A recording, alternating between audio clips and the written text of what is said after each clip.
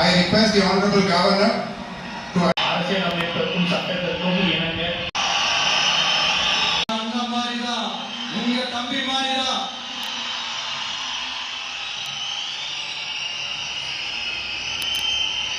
அப்படிதான் நான் உணர்றேன்.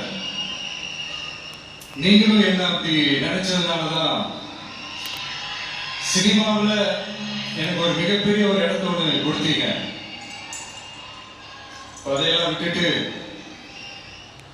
உங்களுக்காக நன்றி கடன் செலுத்துறதுக்காக அரசியலுக்கு வந்த உங்க விஜய், நீ வா விஜய், நாங்களா இருக்கோம், பாத்துக்கிறோம். விஜய் தம்பி நீ வா, நாங்க இருக்கோம். விஜய் தம்பி நீ வா, நாங்க இருக்கோம்.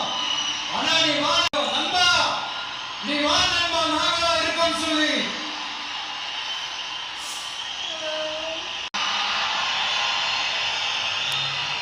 அதையெல்லாம் நீங்க பெருசா எடுத்துக்காம, அதையெல்லாம் நீங்க பொருட்டாவே எடுத்துக்காம, என்னோட வலிகளை, என்னோட வேதனைகளை உங்களோட தான் நினைச்சு என் கூடவே நின்று இன்னைக்கு சி ஜோசப் விஜய் எனும் நான்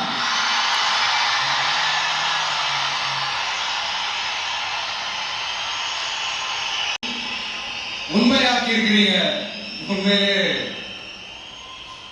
என்ன சொல்றதுன்னு எனக்கு தெரியல.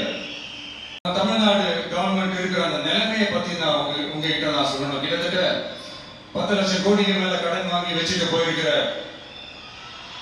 இன்னைக்கு அந்த தமிழ் விஜய் எனும் நான்